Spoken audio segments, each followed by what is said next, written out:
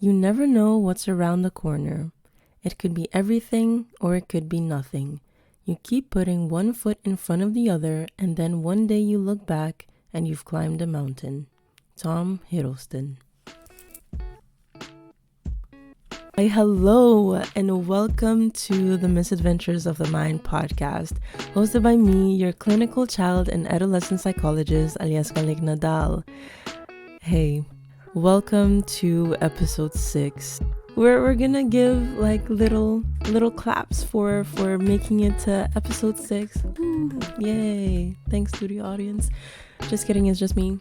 Or is it? Who knows? If you've been rocking with me since day 1, which was maybe 2 months ago, if I'm not mistaken, could be more, could be less.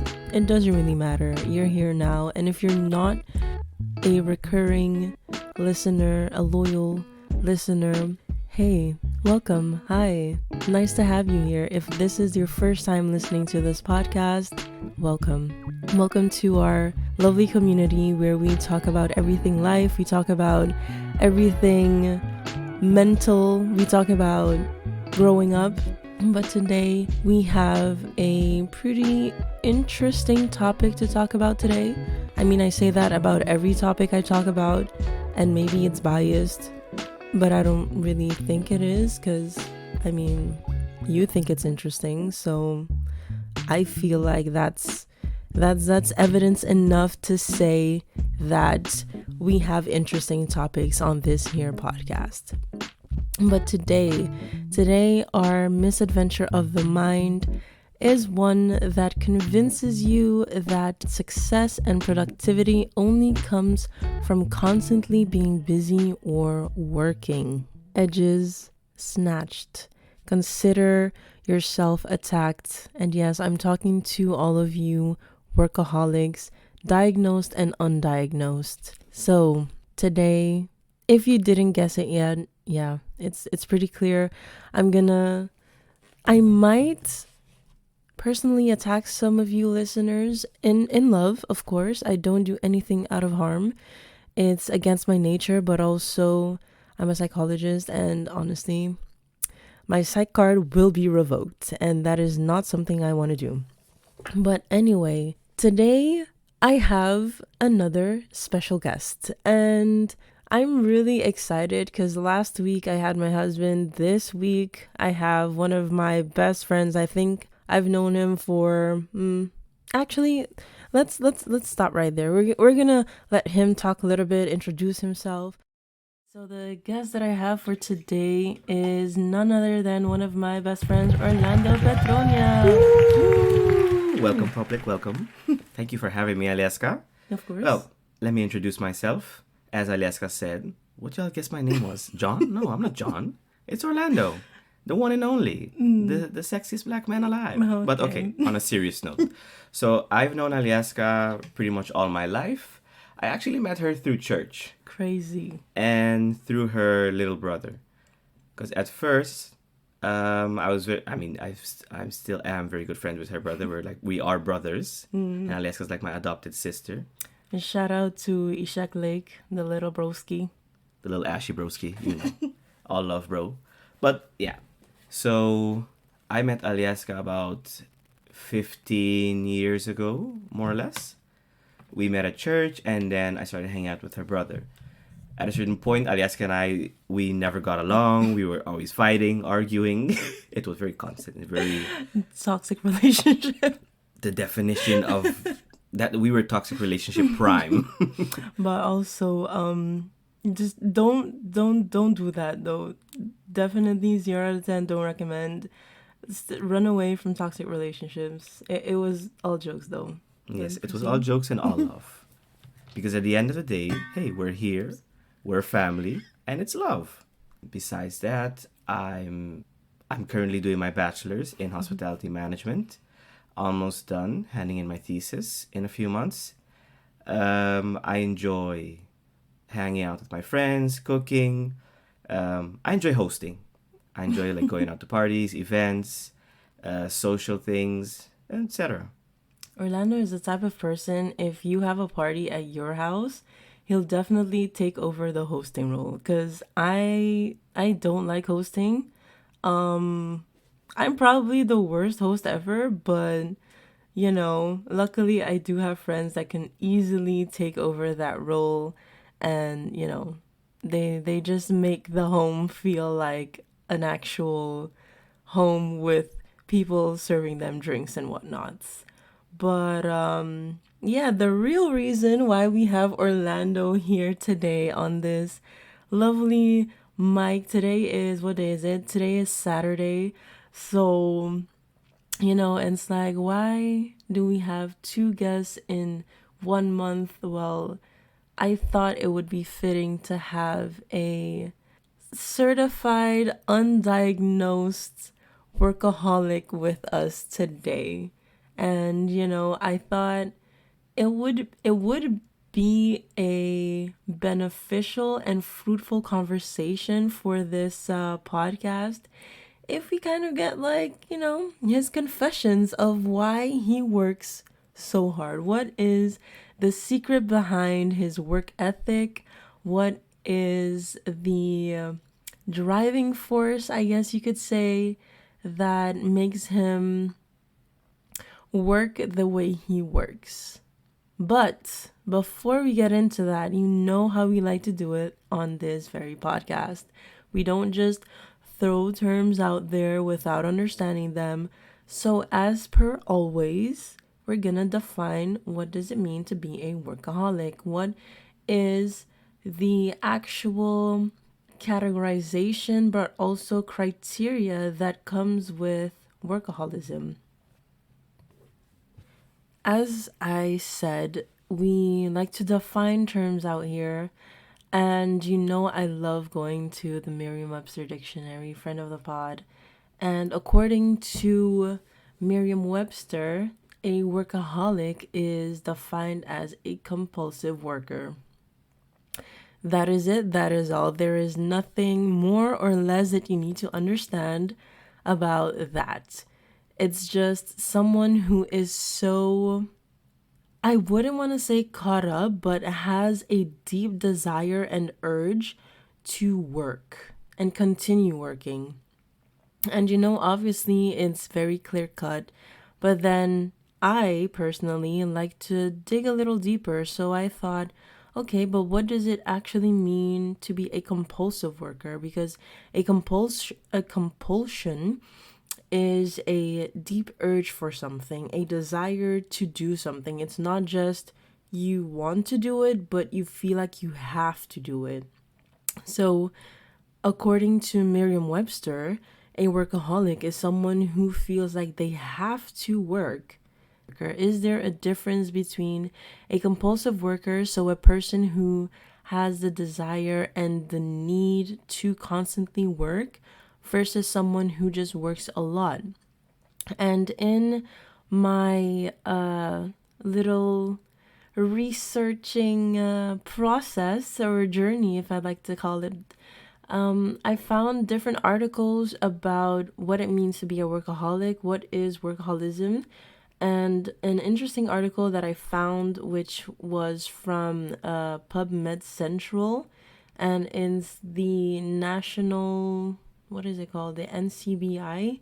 So it's really like a health-based medical company, I'd like to say. But anyway, they usually have peer-reviewed articles about different topics, whether it be psychological, medical, and just scientific in general.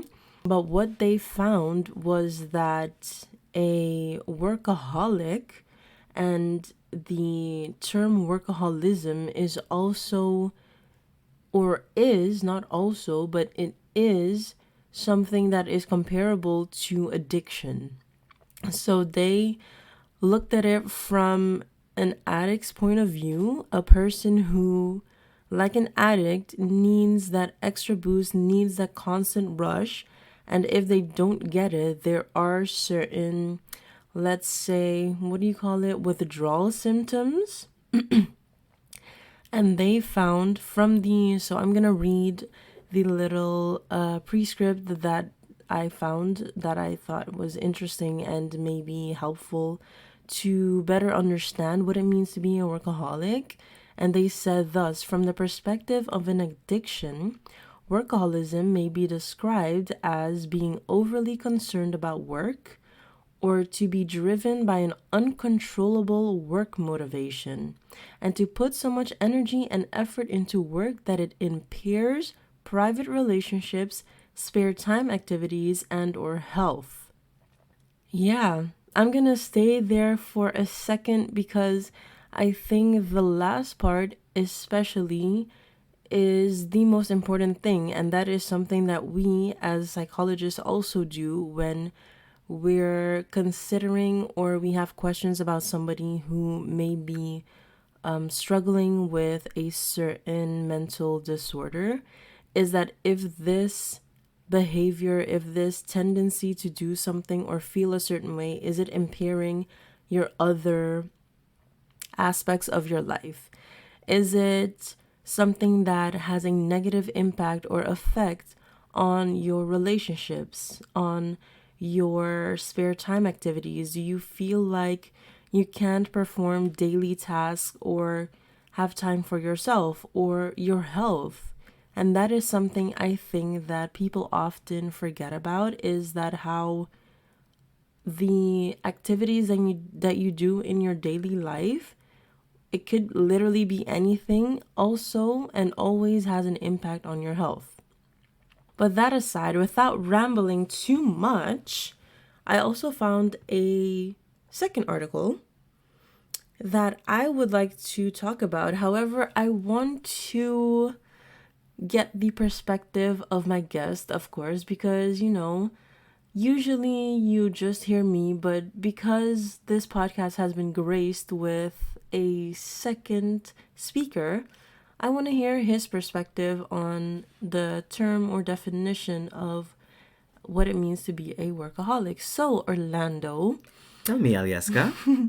what do you think about what you heard about the definition of workaholism, and also how would you describe it yourself? In regards to the term, I agree with what the last article said. The one from Anderson from this NCBI, whatever it was. Yes, that one. I agree in a sense, being overly concerned about work, to be driven by an uncontrollable work motivation. That's not me, but I've seen that in other people. I agree with the... Interesting that he says that, but No, we'll wait. see that. No. Let me finish. So I can agree, and when you said impairs private relationships, spare time activities and such, the first thing that came to mind when you said impairs private relationships was like a few years ago when I was working in Aruba at a restaurant called... Okay, let me not name them. I was working at a seafood restaurant, and basically you were there on vacation and you wanted to hang out, but I couldn't hang out because, they had this rule that the entire December season, you always have to work. Yeah. So nobody gets off. And it was very unfair. But they had a very workaholic environment. That's why I left. But when I compare to my other jobs after that, I had more freedom to do activities. For example, the job I had last year in the Netherlands, or 2 years ago, where I used to work at a cafe. Anytime you guys said like, hey, we want to come to Leeuwarden, let's do an activity, let's do something, I'm like, I'm off this day, and we would do it, right or wrong. That's true. That's interesting that you say that. Because obviously, as a running joke, or not obvious, but obvious to us, as a running joke, we kind of labeled Orlando as the certified workaholic. And truth be told, low-key, I am the one also. I noticed, like yourself, I noticed a couple years ago that I do have this constant need and desire to work and be productive. But that aside, because we're gonna get into that for in a little while, but what you said about the environment was a more workaholic type of environment. I never thought about it in that way. So I thought that that was really interesting that you mentioned it, because maybe instead of having the instead of the person being a workaholic, maybe in fact it is the environment that requires them to turn into a workaholic. I agree. Because Question for yourself. because in comparison, so for the public to know, I've had like He's 10 had jobs. many jobs, okay? Like, this guy's CV is stacked. We all aspire to be like Orlando with our CV just booming, bro. But proceed. In comparison to the first job I've ever had, there I wasn't really a workaholic because there I could see it was you schedule yourself and you show up. You work a lot of hours, but at the same moment, if you work 3 days back to back, that's up to you. Whereas the second job, it was, yeah, the second official job in an outside company. There it was, you have to work every day, or yeah, I worked from Monday to Thursday every night. But at the same moment, during the high season, it's you're working every day. And then in the summer, it was when you guys were there and my family was there as well. They mentioned like, yeah, I need someone to work in the weekends, but okay, fine. I showed up one weekend and I wasn't really needed. Why was I needed? Right. And you're forcing me to stay there every day in a single week or Yeah. most of the week when it's not needed. Yeah, exactly. So that's actually a question for yourself, my fellow loyal listener. Is your job requiring you to become a quote unquote workaholic? And if that is the case, what are you going to do about it? Let that man go.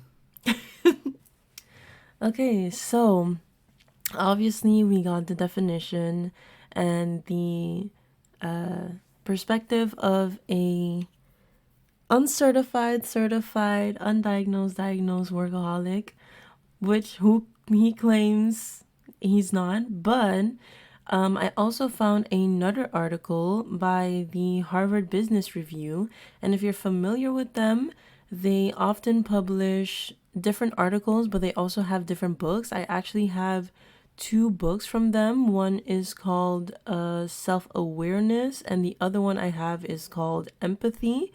And it's very, very small, very bite-sized, easy to read books that give different perspectives on different topics.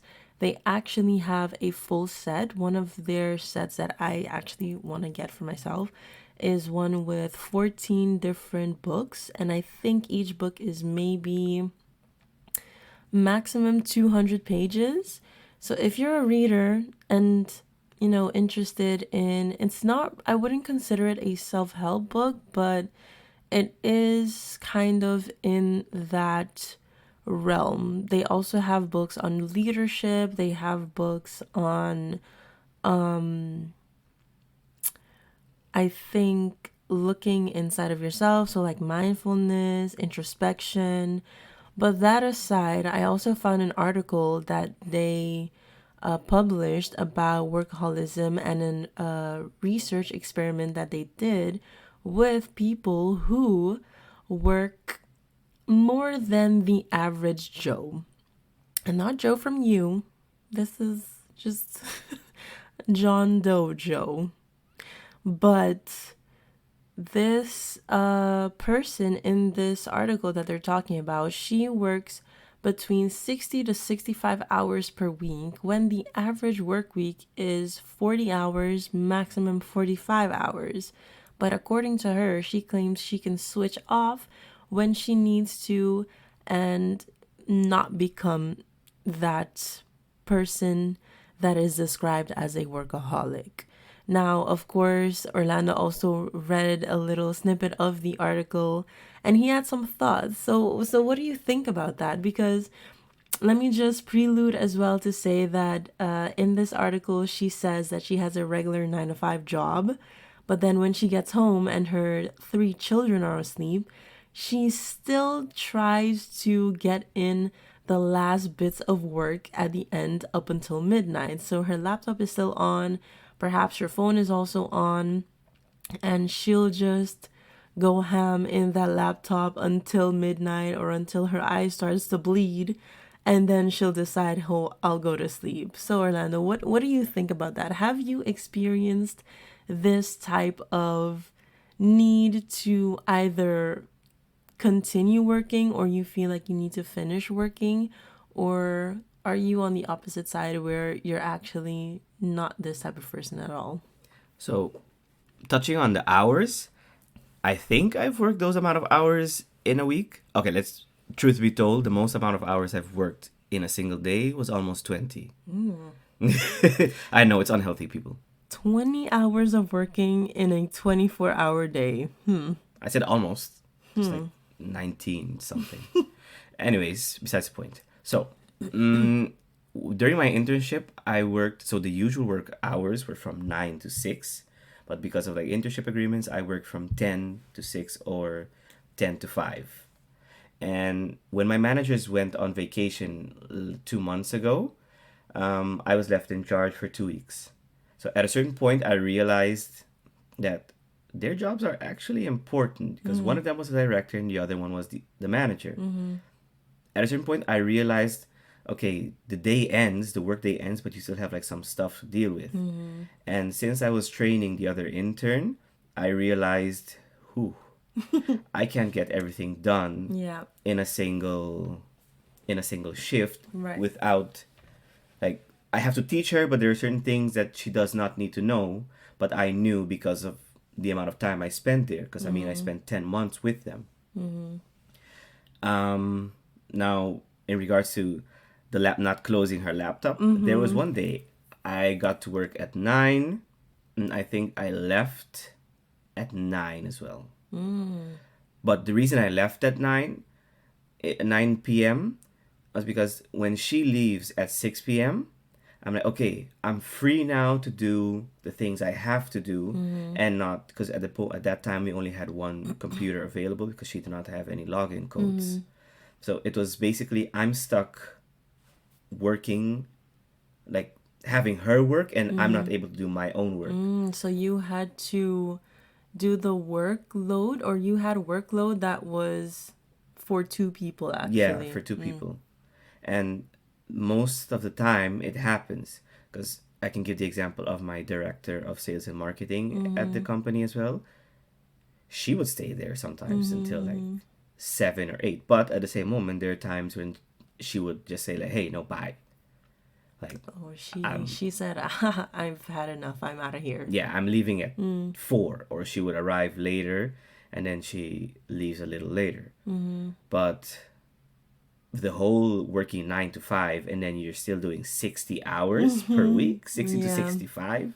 That's crazy. I would never, or would I? Because honestly, truth be told, I feel like I am the type of person to still work at home. Like, I've actually struggled with that. Especially, I noticed it especially during my internship, so a couple of years ago. And I thought, is this problematic? Probably. Will I do something about it? I should. Did I do something about it? Honestly, I did, because I almost force myself to log off when I'm finished working. Like, I try to prioritize my mental state and also my physical health, because I know what could happen were I an actual workaholic that needs to keep going.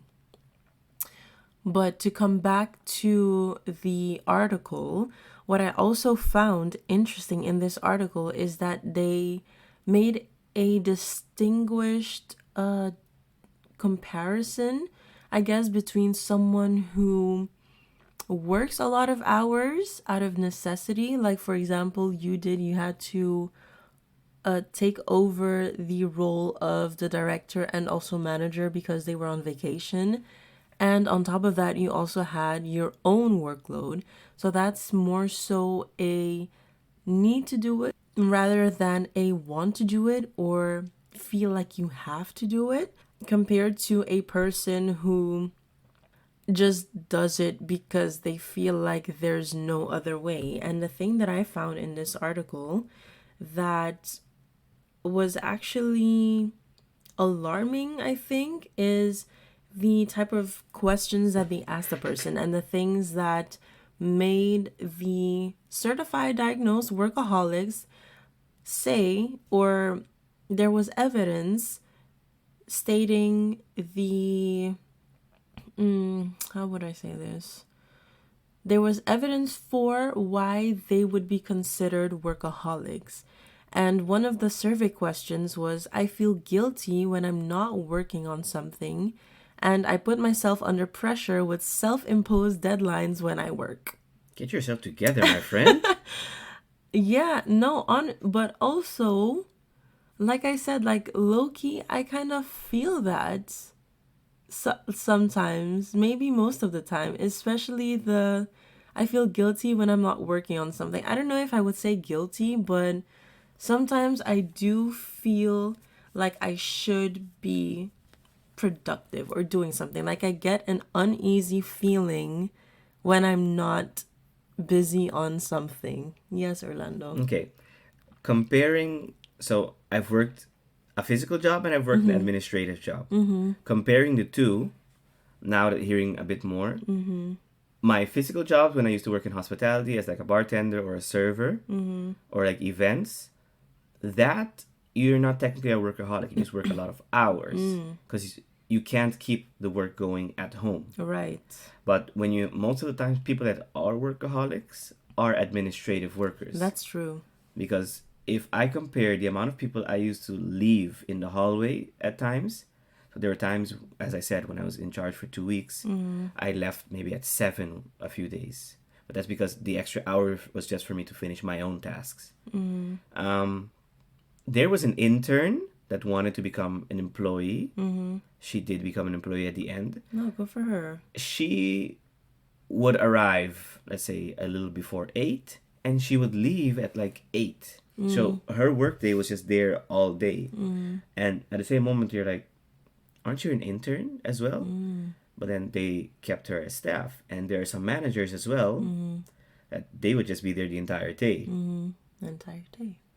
And because there's a director, he is a workaholic. He had a burnout that they sent him on mandatory vacation for 2 months. Whoa, 2 months, okay. Because you could see the signs of workaholic because his health was deteriorating because he was sick and he wasn't getting better. It was he would show up, but then you hear him coughing in the hallway. Not in the hallway, but in his office. Yeah. And then you just see him. He looked fine. He looked fine, but like in his eyes, you could kind of tell that this man needs a break. yes. Yeah.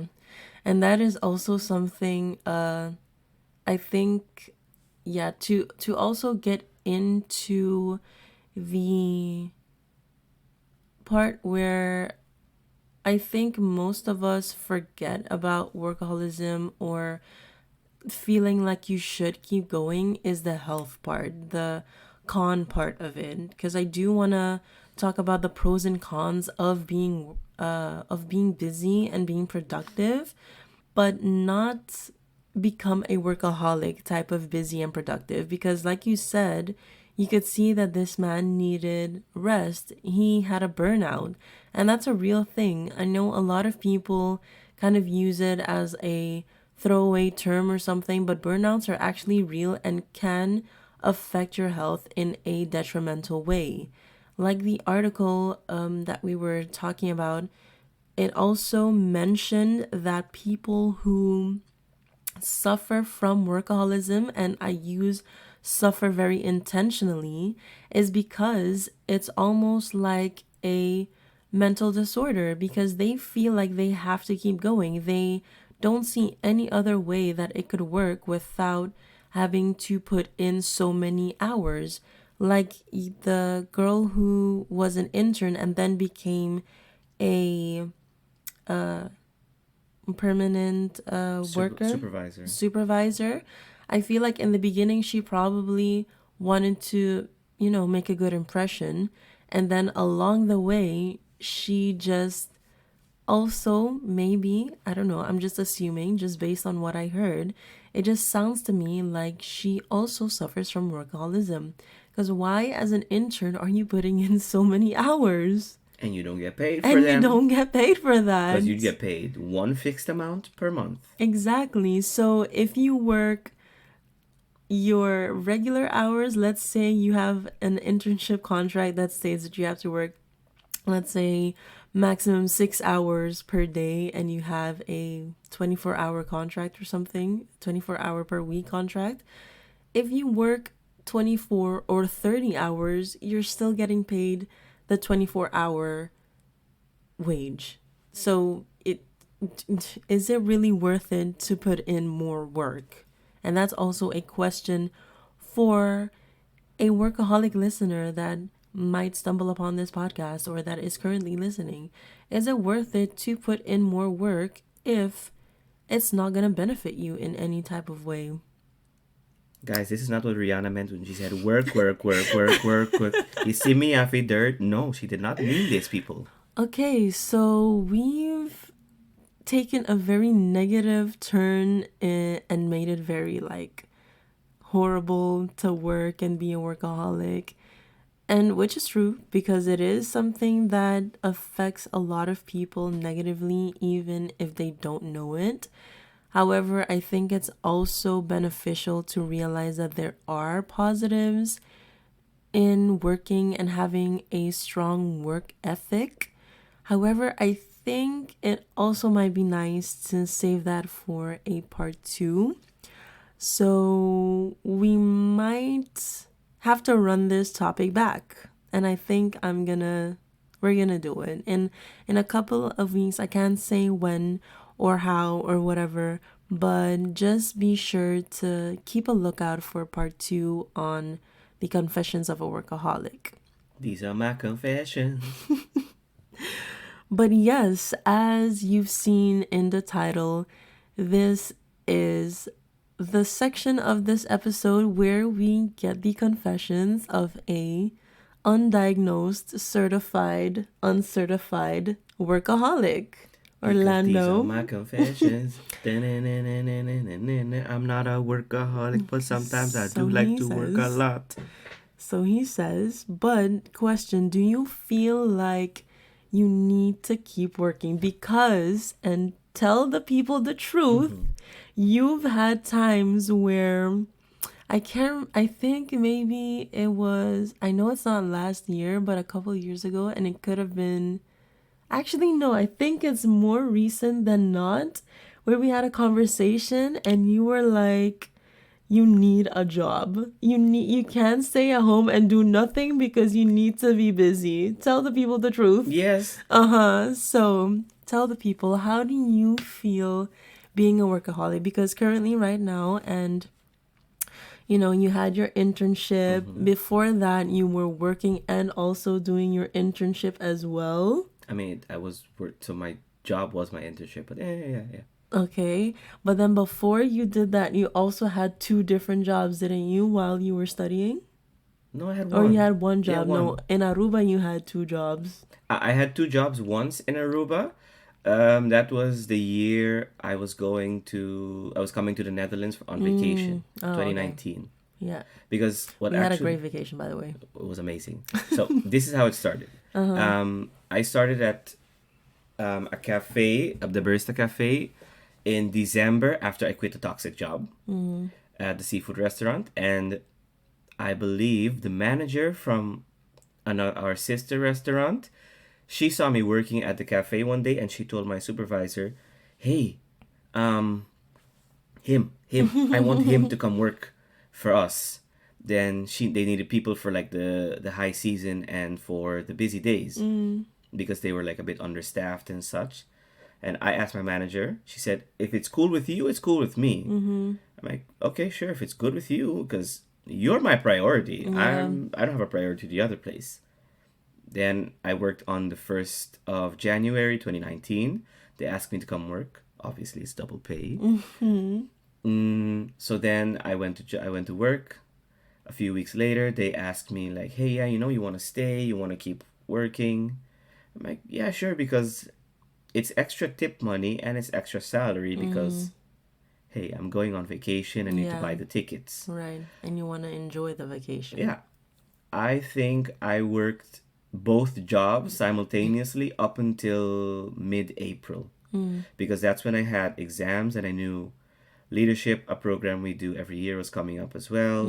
And we were going to Colombia. So that's why I was like, okay, I need two jobs because I'm going on two holidays in a span of within 3 months. And I'm like, You need that bread. yeah, I needed the bread. And worse that I got paid monthly and not Oh, yeah. quarterly, and not quarterly, every 2 weeks. Weekly. Oh, bi-weekly. Bi-weekly anymore. So at a certain point, I realized I was tired, man. Yeah. Because I was working at the cafe Monday, Tuesday. Then I would work at the restaurant Thursday. Or no, maybe at the cafe sometimes as well on Thursday. The Thursday would vary always. But Friday, Saturday, Sunday, I was working at the restaurant. I was working either a server or I was working in the bar. And at a certain point, I'm like, wow. Because there was one day I worked at the cafe in the morning and I worked at the restaurant at night. Dang. I could never. Especially because it's a hospitality job. Yeah. Nah. But the thing is that, so that's my thing. The social aspect of it, so working with people doing that, I don't feel tired. I don't feel like I'm... See, he's like the certified workaholic that's also an extrovert. I'm the opposite. Listen, after a couple of hours with like human interaction, my brain shuts off.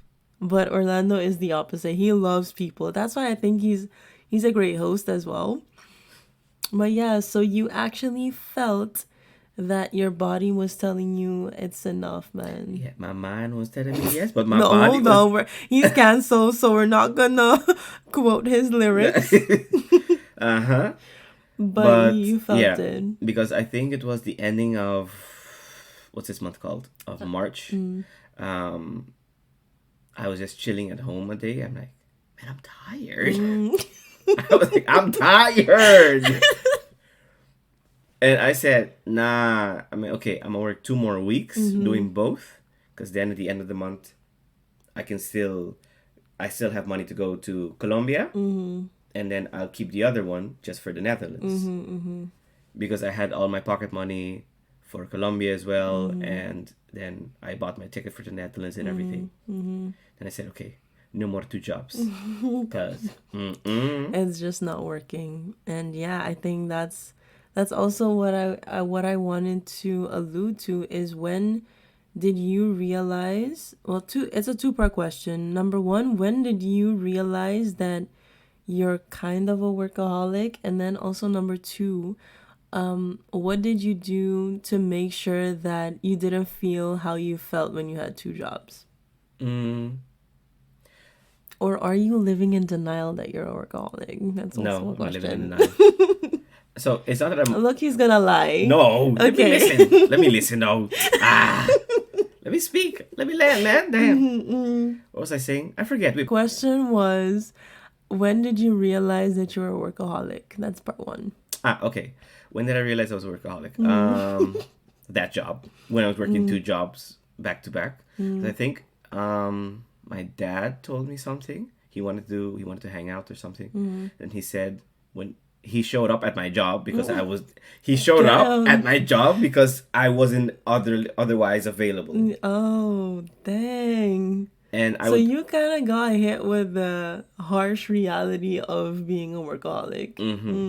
So, so the confidence that led them to leave me alone so much was because there were two supervisors that quit simultaneously. One quit because of personal issues. The other quit because she felt a bit undervalued, but that's neither here nor there. That was her own situations.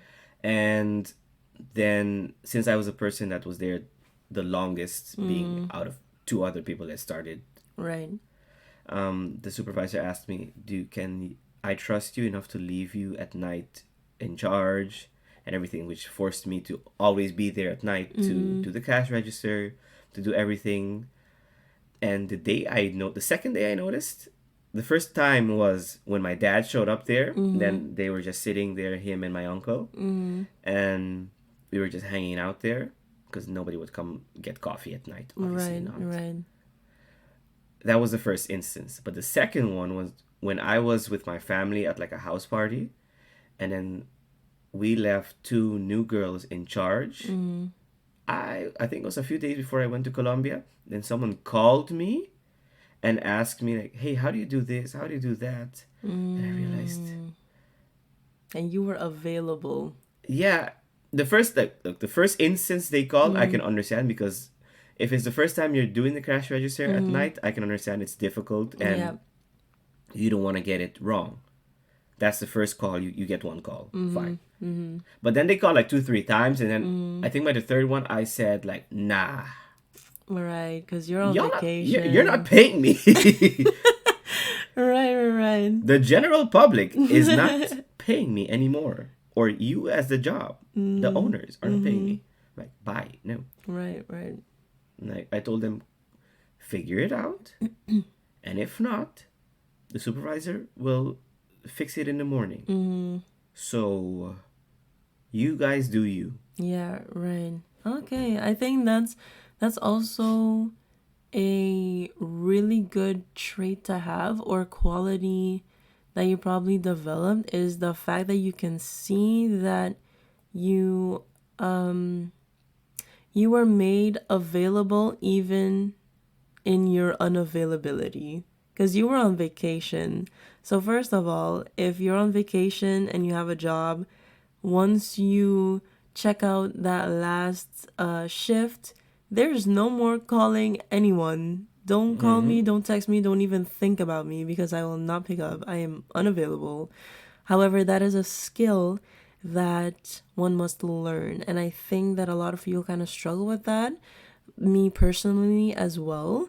But now I'm also, well, I don't even want to say stage of life because I'm not even that old, but I must say that I am in a stage of life where I value my physical health more than I do like a job, because whether it's today or tomorrow, the job is going to get done. Also, like you said, if you work extra hours, you're not going to get paid more. So it doesn't really matter. There's no point in putting yourself in a potential health risk situation just for what, actually? Because what is the reason why people become workaholics? What do you think, or what was your main reason? Of course you had like the vacation and stuff, but do you think that it's also hold on, let me just prelude, because this might trigger you or somebody else who's listening, but is your desire and need to constantly be working a form of avoiding something else? No, I don't think so. So it's not a form of escapism for you? Not per se escape. It is, I can agree escape, but not in that sense. I can agree escape with, I don't like doing nothing. So I can do nothing, but as in when I'm doing nothing, it's a different kind of nothing, if that makes sense. Okay, explain. So doing nothing right now in comparison to when I'm not working at all. So right now that I'm in this phase, I had a month off from work and everything. I was doing my internship, and then I was done, and I have no job here at the moment. Well, I started one. What is your version of doing nothing? So doing nothing is like the people that just sit at home and they legit do nothing. All they do is like they're stuck in front of the TV and they're not productive. But to me, doing nothing can also be, I'm not working, so I don't have like this, I'm not leaving home, or if I leave home, it's still with a purpose. Yeah, I need, like sometimes I need like the drive or the purpose, because I like doing stuff. I like being active. You know this. Yeah, but exactly that's why. What is your reason for feeling like you constantly need to do something? Because it doesn't just come out of anywhere, because you This might be like a very psychologist driven question, but there is something in the back of your mind that tells you it's not good if you do nothing. My savings. So I like nice things, and I like to buy It's my own nice bougie. things. Yes. So it comes. I think it comes from that because even yeah, it comes from that because even when I was younger, like a lot younger, anytime I wanted something, I would ask my mom or my dad, like, okay, how much do I need to do to get to this point? And I would always think, how can I get to this sooner? So when I wanted to buy my own PlayStation after the PS3 died, I told my dad, okay, I'm going to work with you at home for saving up for it because then I feel I've earned it because I don't want to just ask you for it. Okay. So you feel like you can only get nice things if you work for it. So you can't just get it like given to you. No, So you feel like you need to earn it. Yeah, I don't appreciate it given. I like it earned. Because if it's given, then I'm like, okay, because I'm a giver, but at the same moment, not everyone is the same. But with my dad, it's the same thing. He's a giver, but he knows not everyone is a giver. Right. So with him, I have this relationship where if I ask him, I'm not going to ask him for something. I'm going to ask him, how do I get to this point? Or I'm going to tell him, okay, I'm going to do this, this, and this to get to here. And and his job is then, or his reaction, he knows, is how can he facilitate me to get there? How can we climb the ladder together? Okay, that's really interesting. And I also think that that's really a really beautiful thing how you describe your relationship with your dad, where you have a mutual understanding of what you need. And I think a lot of people, young and old, don't really have that open communication with their parents. Not just that, but also knowing what they need and how to ask for it. Because it can be with your parent, but it also can be, for example, like in a friendship or a relationship where if you don't really know what you per se need, then you don't know how the other person can help you. But again, that's a conversation for another day. I do want to go back to something that you said where you mentioned that you like to give, but you don't really appreciate it as much if you receive. So that made me think on like the 5 love languages, and that made me ask myself, and now I'm asking you, do you know what your love languages are? Or No, your top one? I barely know what the love language is. Oh, okay. Well, then maybe that's also like a a podcast episode topic, maybe talking about love languages and like what people need. But that aside, so really quickly, there are 5, but you say that you like to give people stuff. But I'm curious, where does that come from? Because you're not a person who likes to receive the gift, but you do like to give the gift. It comes from more seeing it. I've always seen it with my parents, my grandmother, my great grandmother. I've always seen it, and like it becomes a habit as well. So at a certain point, what like a lot of people tend to deviate from their childhood, but certain things you see growing up do become your norms and your reality. Your personality. Because, for example, my grandfather, my dad, everyone always tells me my grandfather on his dad. They always say I'm exactly the same as he is. So I'm very social. I have a lot of connections.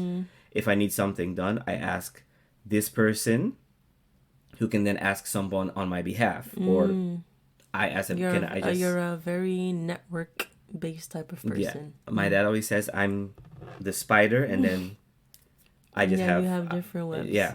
I can see that. I concur. Yeah, no, for sure, because that is something I also tell you. Because I'm like, you just be knowing everybody. Like, yeah, I know this man from I don't know where, which also comes from the hospitality. Yeah, exactly. So yeah, it fits. But to get back to my initial question of you feeling like you need to be constantly busy, because I feel like, and that is also something that I've noticed in myself, where if I'm not doing something productive or something that can have like a result or a tangible result rather, I feel like I'm wasting my time. But that is something that I have worked through on my own for myself, because I noticed that it just takes up a lot of mental space, and that kind of made me think and made me question the reasons why I feel like I need to constantly be working or doing something. Like you said, you don't really like doing nothing, where the nothing is either watching TV or laying in bed or whatever. But I've come to appreciate the nothing days, the days where I just kind of wake up and I don't have a plan, or I wake up and I just see what I'll be doing. I like yesterday, for example, I said, what's on Netflix? And then I turned it on, and then there was this stupid trash TV, by the way, but it's really entertaining and dramatic. So I ended up watching the full thing, and Orlando also Yeah. happened to get roped into the trash TV-ness of it. And that is usually my version of doing nothing. Like, I am busy, but it's not really being busy, because if you think about it, and a lot of people don't really notice, but if you constantly feel like you have to keep going, that will make you also mentally exhausted, not just physically exhausted, because you can be a workaholic without actually going to like a job, like a job, because you can also be a workaholic and be busy doing other things, where you're constantly running errands, or you're constantly out on the street meeting new people, talking to people. This is also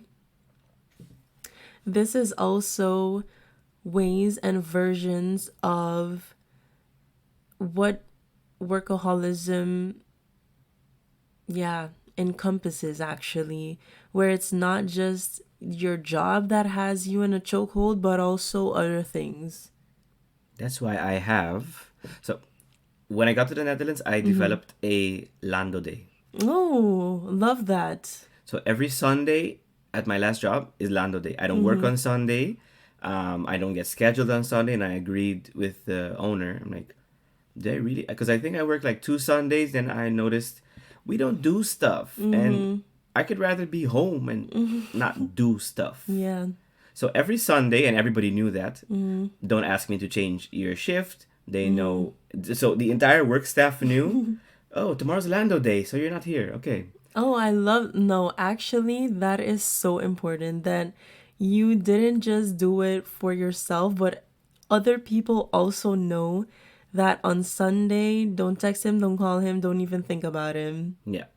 So Lando Day is basically I do whatever I want to. I could wake up and not do anything, or I could wake up and just sit in front of the TV and watch, I don't know, watch a series. I never watch movies though. Aliaska makes me watch movies. He should. I put him on all of his movies, to be honest. Like, So- I think he watched Black Panther 2 years after release day. Let me live, man. Goddamn. But proceed, Lando Day. So Lando Day is basically I would wake up, wash clothes, or if my clothes are already washed, do skincare. Very important. Men, because obviously ladies also, but men, very important to do skincare. Skincare, or clean the house, or just sit in the house and do nothing. I would always make sure I have groceries before that, because I would work the other days in the week, but Sunday is just everybody knew. Even at school, they knew. Like, don't text me. The only person allowed to text me is my mother, because she gets a good morning, a hi, maybe a call, and the rest of the people you get an answer on Monday, because on Monday. The office of Lando, Yeah, it's open again. yeah, it's once again open and functioning. Contact his secretary.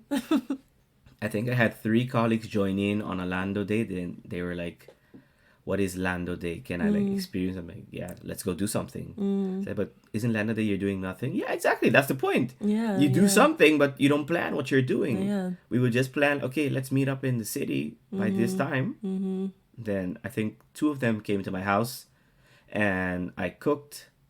And then the other one, no, I think one time I cooked, the other time we just ordered food and then we just sat, talk about life, watch TV. And then once we sat in a park. And Very, very chill. Yeah, I think that's also really important to notice,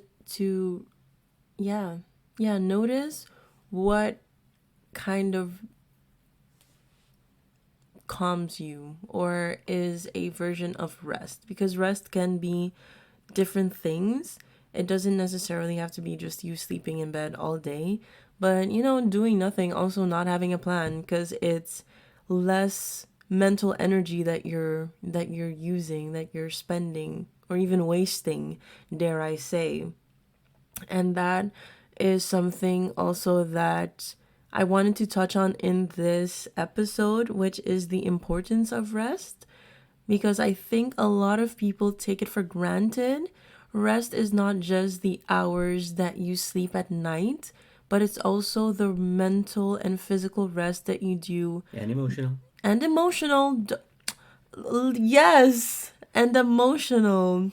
Hey, shout out to Orlando. He always keeping me on my toes.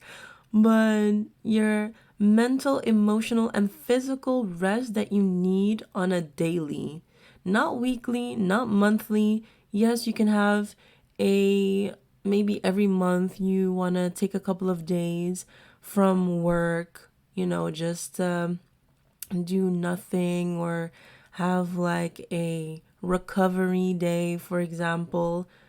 But the thing is, you need that every single day, because every day is a new day. Every day you encounter different exhausting tasks and responsibilities that sometimes requires more mental energy and physical energy than you're willing to give or you were prepared to give. So it's also important to take those rest days, rest periods, rest minutes within the day. How do you rest, Orlando? Have Lando Days, kids. Have Lando days. Have a you day.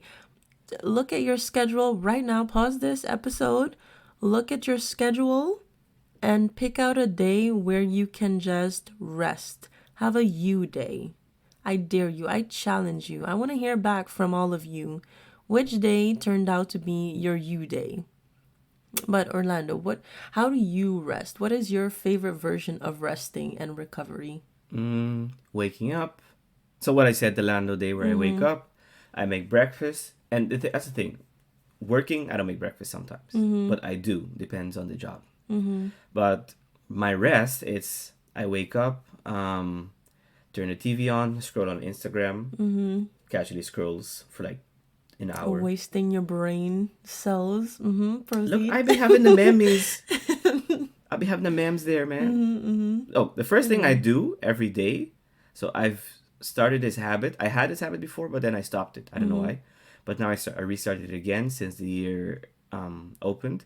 That the first thing I do in the morning, and I'm allowed to look at the time. But then after that, the first thing I open on my phone, I have to open the Bible to see my verse of the day. Love it. I read it.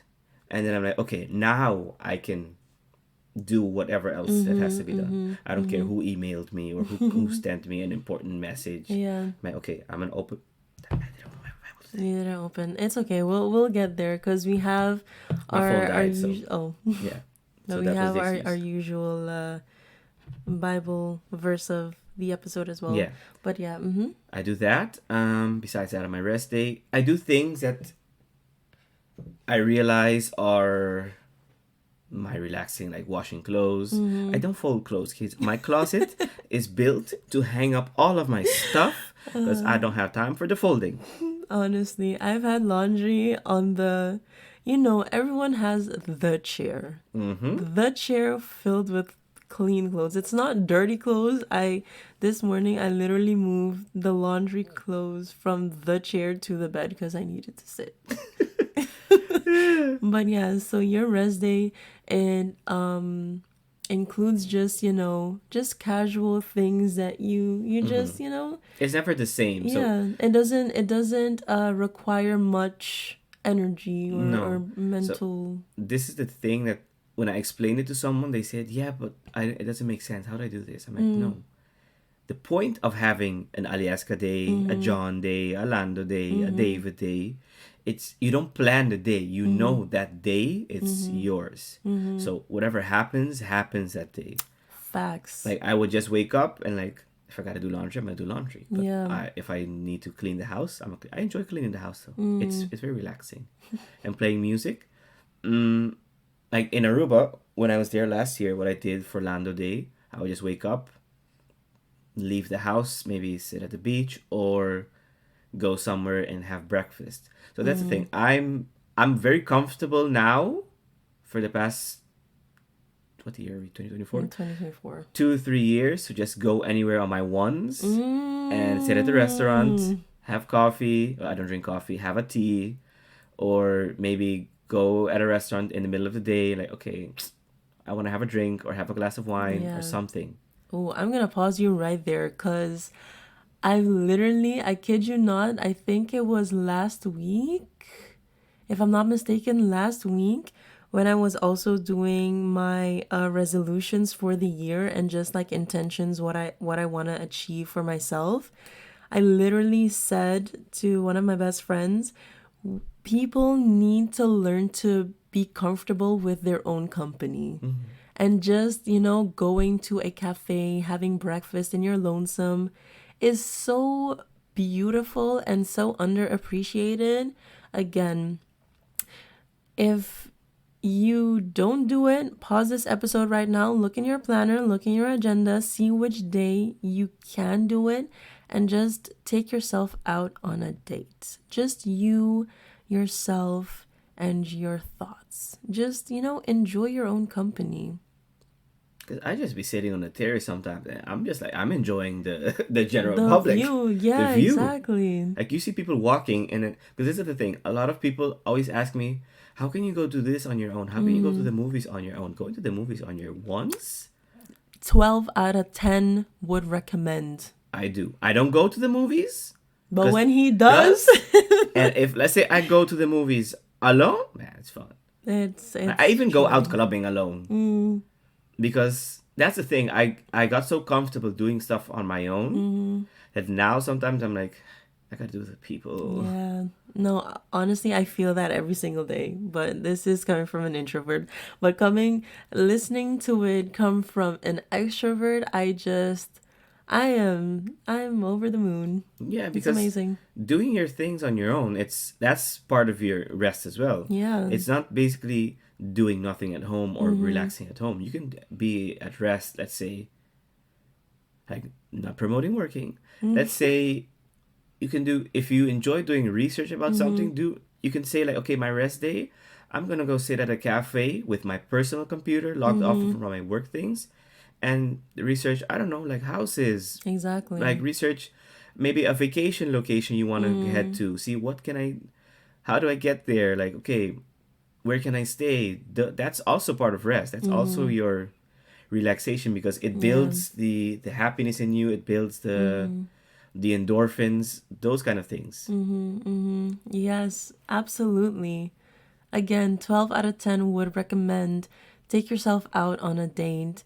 But also, I think what is, like what you said, you can do different things as a form of rest. What is also important is that you know yourself enough to know your limit because if you open up your laptop, how long you're actually going to be on it. Because I also have a thing where I say, yeah, I'm gonna maybe do some art stuff or I'm gonna research something, and then I end up spending maybe an entire day, or let's say realistically, I'll spend maybe 4 hours staring at my screen, which is not something I want to do on like a rest day, On an alley day, I want to actually not do anything, do things that don't require any mental strain at all. Like, it feels very natural. It feels very automatic. Like, I love planning. I love creating. Like, for the past 2 years, I think, or maybe even 3 years, I've created my own planner. I've designed it how I wanted the year to look like. Maybe like I want to have a section for to-do lists or extra notes.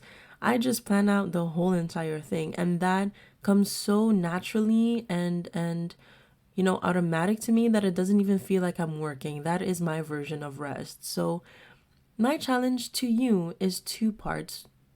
Choose a day where you can have a you day, and also question for yourself, what is the activity that brings you the most rest, the most happiness, joy, endorphins, raise them levels, because it reminds you that life is beautiful. But is there something else you would like to let the people know about rest, workaholism, work ethic? Because obviously we're going to talk about the pros and positives of a strong work ethic. So obviously, you have to come back so we can have a part 2. Part 2, stay pending, kids. Stay pending. But on the topic of like rest and the importance of rest, do you have anything else you'd like to add to it? Yes. On the rest part. So, y'all know I've always been about the whole rest. Me, stress, I could never. Like, I think I'm the most unstressed person I know. No, truthfully, he is. Nothing bothers me. Like, nothing bothers me enough for me to stress. Because this is one thing I've always had. If you stress, you can't do stuff good. That's a word. If you stress, you can't do stuff good. But back to the rest, the importance of rest, a lot of people don't understand that. Like, not only the importance of just, a lot of people see it as like, no, but me sitting at home is rest. No. You doing what you said, doing something you enjoy that builds your endorphins, that makes you relaxed, makes you happy. But some people might say, no, I like shopping. Yes, but shopping is tied to your job, and the more money you spend, you're like, damn. Yeah, now you're thinking about how much money you spend, and now you're thinking about, oh, I need to work more to make more. Yeah. So one surefire thing I always recommend people is go to the spa. Go to the spa. Also, 12 out of 10 would recommend. Because when I was in Aruba, every last Saturday of the month, I would go to the spa. Damn! Yes. Because I was never... So at one job, I think I never used to work Saturdays. And then at a certain point, I'm like, I'm not going to do nothing on a Saturday. I'm like... Honestly, this is the reason why all of us aspire to be like Orlando, stress-free, going to spas every last Saturday of the month. Yeah, man, that's relaxing. Be having a lady massage my feet and stuff. Exactly. Like, treat yourself like the king that you are. Yes, people. Yeah. Okay. That's really good. So the most restful day I can give an example of was my birthday 2018. Yeah, 2018. I turned my phone off because I had an exam that day. Let's start there. I had an exam in the morning. What a birthday present. I had an exam in the morning, I think at 11.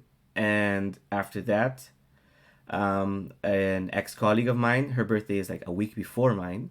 So, but we always used to do stuff together. And she said like, let's go to the spa. I'm like, yeah, let's go to the spa. So we went to the spa together, and we had a hot oil massage, hot stone massage, a deep tissue, and then manicure, pedicure, and then they did like a face mask. And then you get free stuff. You got free bathrobes. Honestly. I don't know what that bathrobe is though, but that's neither here nor there. Yeah, but like, the entire thing, a lot of people are like, for your birthday, but don't you want to do like go have a dinner? Like, no, my phone was off the entire day because I had the exam. Then the exam started at like 11, so before like say 10:45, your phone is somewhere tucked away in your bag. It took me it's like a 2-hour exam. She came to pick me up, Mm-hmm.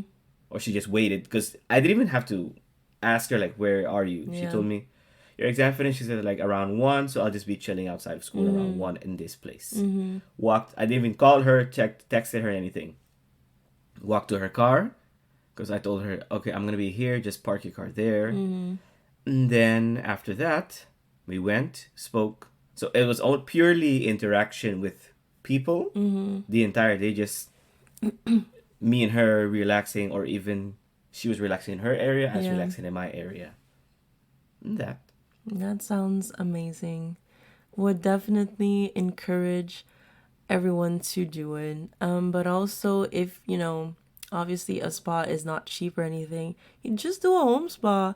Like, go to your convenience store across the street or wherever your convenience store or supermarket is at, and get those like €2, maybe $1 face mask with the cucumbers, because they're actually really good for your eyes. They're good for inflammation.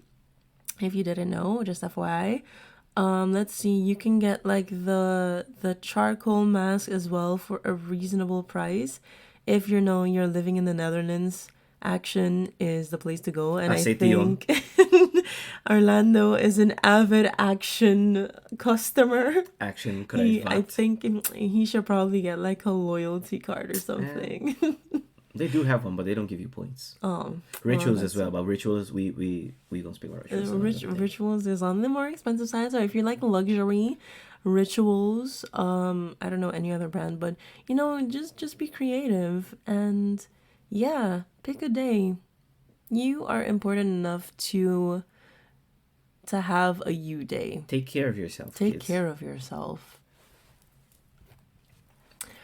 So, if you've made it this far into the episode, wow, you are a trooper, honestly. But I know that you got something really good out of this episode. I don't doubt it for a second, because usually I talk facts, but this time I have a speaker that also drops facts. It's a win-win situation. It's a double win. It's a double. Okay, anyways, you know how we like to do it on this episode. We have to end this episode in the right way, and that is with our affirmation. And today I have a longer than usual affirmation, but I think it's a really powerful one.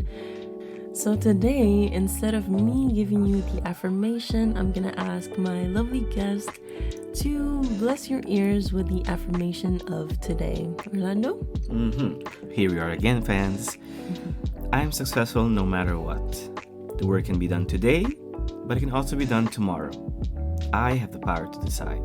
Thank you. And I never, ever, ever forget my Bible readers out there. I obviously have a biblical affirmation for you, and it can be found in Colossians 3:23, and it is as followed. Whatever you do, work at it with your whole heart, as working for the Lord, not for human masters. So today was a longer than usual episode, but I know that you thought that it was a really good one. Maybe you had to pause it once, twice, maybe even 4 times, and that's okay. You can always come back and listen to it. And I just want to thank you once again, my fellow loyal listeners, for tuning in on Spotify or on YouTube. On YouTube it's only audio for now, but the video is coming, I promise. And that is one of my resolutions for 2024. But if you found this episode or any other episode interesting, you know what to do. Talk about it, discuss it, share it with your friends, with your family, share it on WhatsApp, YouTube, Instagram, Facebook, maybe even TikTok. And I'd like to inform you in another episode. Okay, thanks, bye! Bye!